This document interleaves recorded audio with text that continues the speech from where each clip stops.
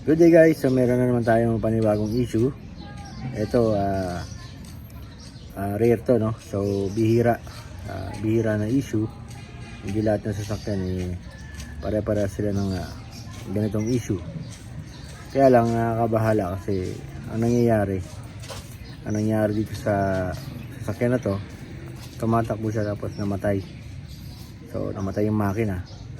So delikado, no? Saka bukod doon, may towing. Maaari kang ma-towing pag ganito. Bago tong issue, pero yung sasakyan luma na, no? Luma na sa vlog natin. Sabi ko nga, ito yung suki natin sa vlog. Ito rin yung troubleshoot ko noong nakaraan regarding sa wiring.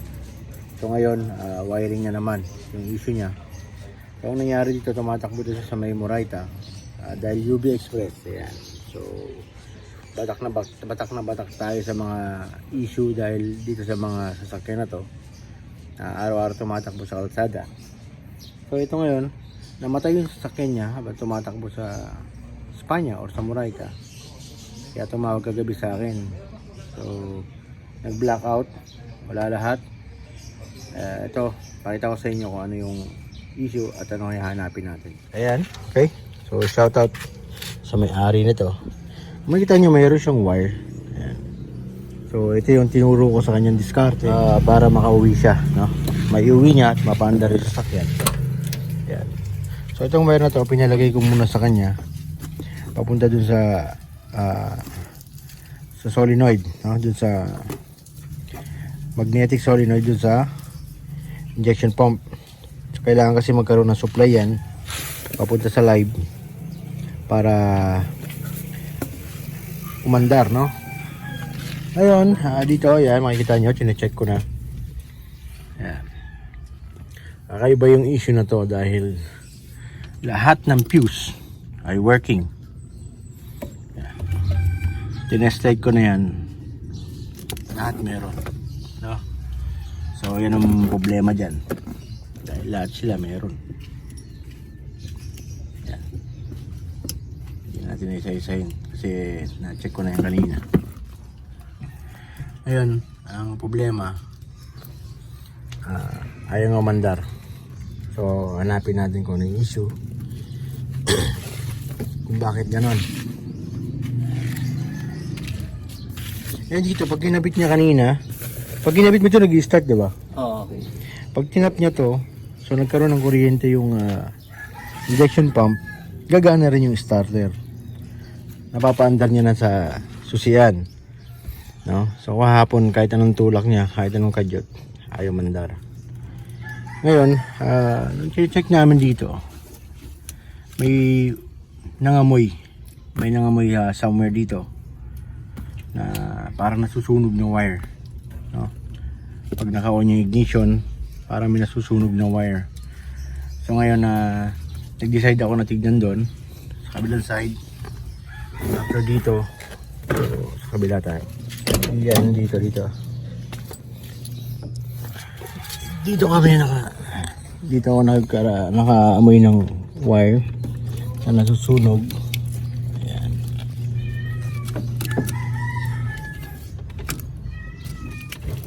Ayan, maraming wire. So, ang daming wire. Dami nakatap. Ito yung harness niya. Ayan. Ayan. Tanya putol. Ayan. So, dito yan. Yung possible na issue. Ayan, alamin natin bakit, no?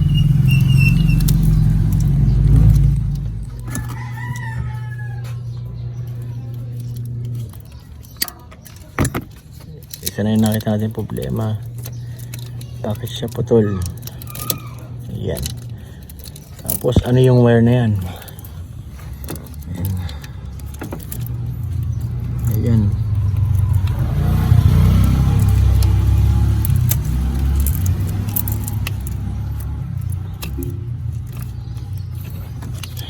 Daming wire nakatap. Yung makita nyo. Wala nang amoy ito kagabi. Hindi nang amoy ito kagabi. Wala naman ako napansin. Ang dami nakatap. Ayan.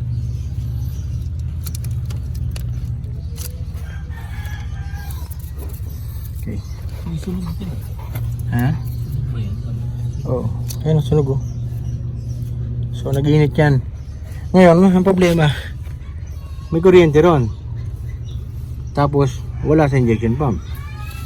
Diba? Kaya namatay yan. Wala rin sa starter. Pero may kuryente yung fuse. So magtataka ka, bakit may kuryente yung fuse, pero ayaw start. Ang haba ng sunog niya. Okay guys, so dito napansin nyo, nagkaroon ng cut. Ang naputol dito is yung live na papunta sa ignition contact, no? Yung live na papunta dito mula doon sa battery paakyat dito, kaya nawawala ng supply ignition contact palabas, so hindi nga siya magbibigay ng kuryente, no? Dito, ayan, hindi siya magbibigay ng kuryente dito sa black and yellow, which is starter, dahil wala nga supply. So sabi niya kagabi pati yung panel gauge walang ilaw, wala lahat. Ayan.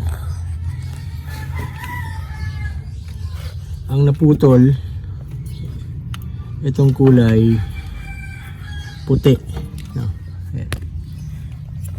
Yan yung live na yun, yung white. Ayan. So patawid yan dito.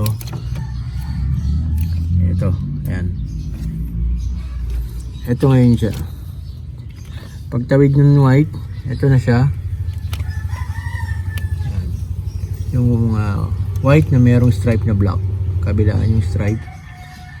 Ayan. So ito yung packet na ignition, supply niyan na ignition. Then ito pababa na yung mga yan. Yan, starter 2, starter. Yan. Ngayon, bakit naputol? Ayan, kung mapapansin nyo,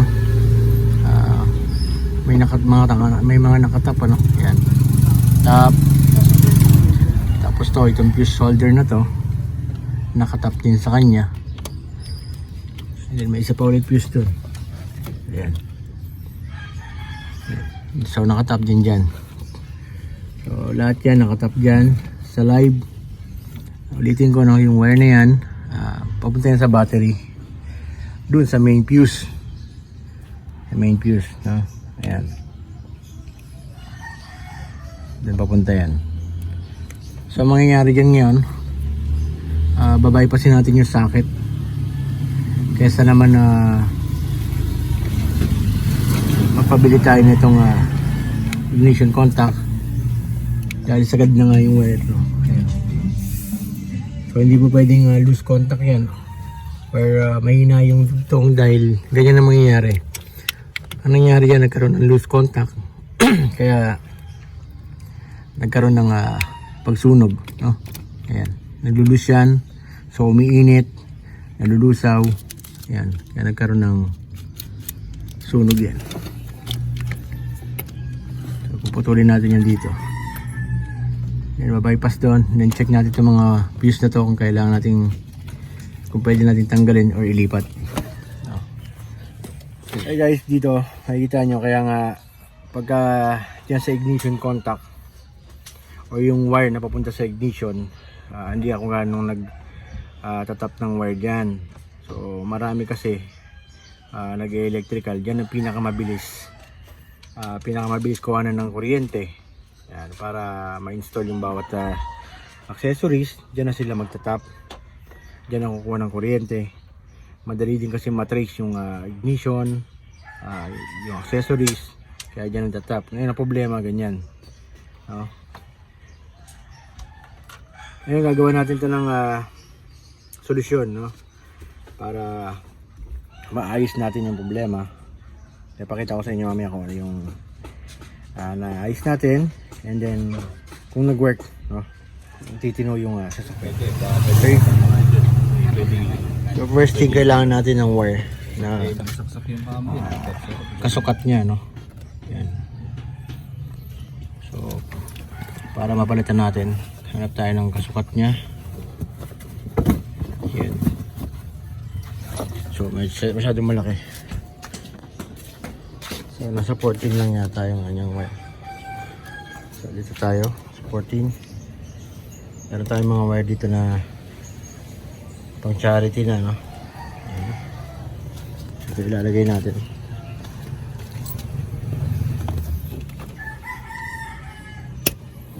Ayan, so cut na natin yung white.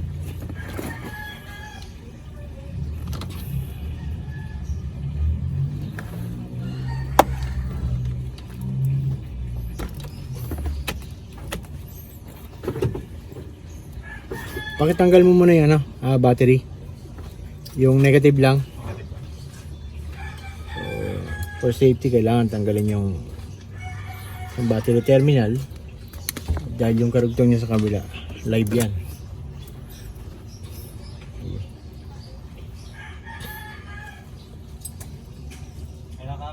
Oh. So, dudugtong muna natin. So, kailangan natin itong hinangin.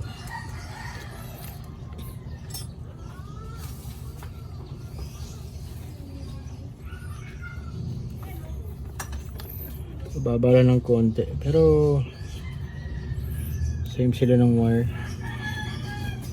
Kailangan natin hinangin yan.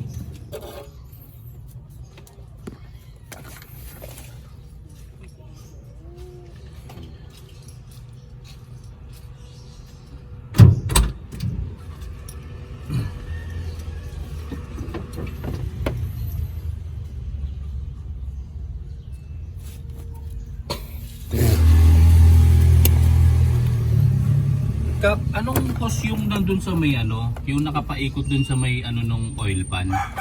Ha? Anong nangyari? May dumi? Hindi, malutong na kasi yung yung hose eh. Di ba may parang naka-letter U yan dyan. Pero yung U niya, alloy. Tapos yung dugtungan sa gitna ng pagitan, hose. Sa ilalim ba? Sa pump yun eh. Pump ng preno? Vacuum pump. Okay. Binaba ko kasi nung nakaraan yung napanood ko yung vlog mo. Yung Oil pan nito. Sabi ko ganda pala mag nito, di binaba ako. Kasi nga may tama yung oil pan nito eh. pinukpok mo. Ganun lang din. Same process lang din sa yung isa na hose, yung nasa kaliwa, pinalitan ko kasi nga talagang bitak-bitak na. Yung isa matigas lang pero please ko, dapat nga pinalitan ko na lang din pala eh. Vacuum yun eh. Kailangan naka-korte din na gano'n. Hindi, straight lang din siya. Straight.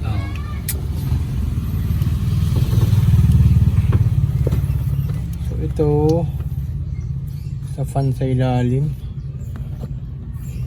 Yung naputol oh.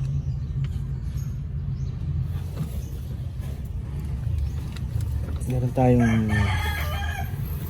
ignition contact, kaso pwede pa ito. Sayang.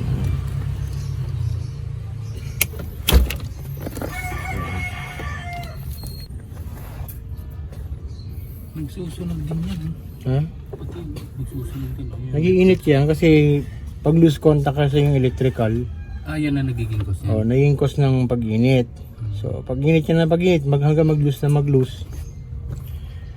Masyado nung loose, yan, lulusawin niya na. Nagiinit, nag-aapoy na. Pwede rin nga, yan. Ito natin.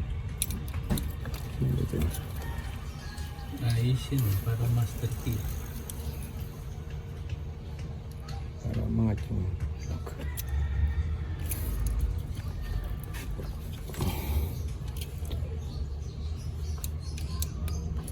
Ingat na eh.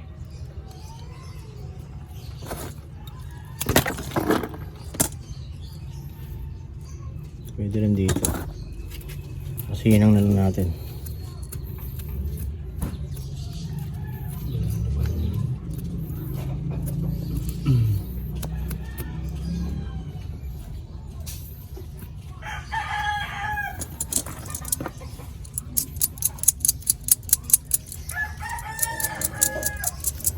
Importante kasi magandang kapit para Yung close contact mo. oh,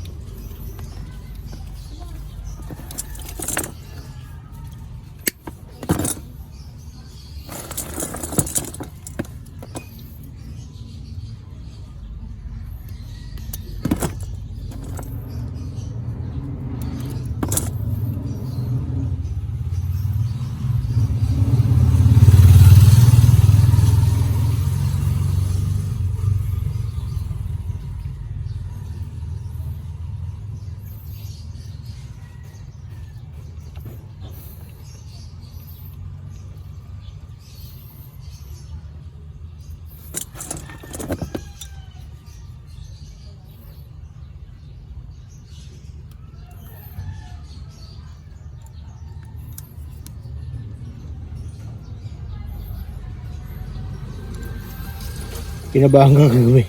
Iniisip ko, makamarekir ako po. Yun nga eh. Madugo eh. Yung agad ang pumasok sa isip ko eh.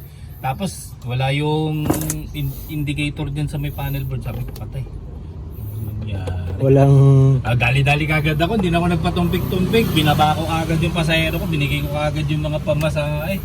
Tapos naghanap ako, buti ka mo, may collar pa. Tulak! Nagpatulak. Tinulak. Siguro pula rito hanggang doon sa kanto. Papasok doon sa may Murayta kasi walang parking eh. Oo, maaga pa man din towing sa Maynila. Eh, nakakakuha. Eh, yung isang linggong boundary ni Mari, baka maitowing lang sayang. Putak.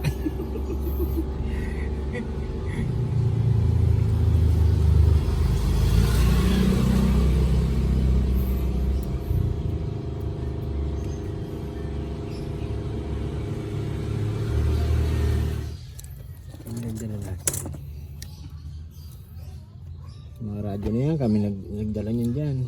Transmission. So may nakatap din dito. Ano ba to? Ang dami kasi nakatap eh. Ayan. Oh, nakatap. Wala nang ano, connection. Ano ba to? Sa baba. Papunta sa baba. Ito dito. Wala na to, no? Hindi ko lang sure.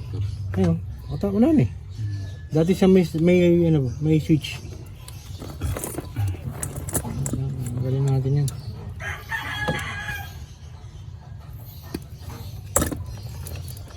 Itong ignition contact, maganda ito kung malinis. Yan. Kaya ako pag nakakabili ko sa sasakyan, ubos yan. Yung ganyang wiring. Tinatanggal ko lahat yan. Papalitan mo ng panibagong installation. Hindi, tinatanggal ko lahat na nakatap dito. Saan ba talaga mas maganda mag-tap niyan ka? Kasi yung nga talaga yung katulad ng sinabi mo. Katulad yung iba talaga. Diyan talaga kagad sa main. Oh, Dahil mabilis eh. pag on and off, Kita na. mapapatay kagad. Hindi, nakakita na agad. Oo. Di ba? Kaso live naman yung kinuha nila, hindi naman ignition o hindi naman accessories. So kumuha ng live. Pero dito. meron talaga dyan pang accessories. Meron talaga. Dito, yung green. Yan, yung nakatap na yung kanina. Binutol ko, accessories yun. Wag muna natin ilagay itong mga iba. Testingin muna natin kung gagana na. Balik muna natin itong stock, yung original na wiring. Yan. Kabit ko na, battery. Okay, kabit mo yung battery. Okay guys, so na-itap ko na. Tignan natin kung ngayon kung gagana na yung starter at saka yung ano, ilayo mo dyan yung live na ano, yung tinapong wire, baka dumikit sa negative. Pag dumikit naman yung sa negative, pupunta yung piston ng engine control.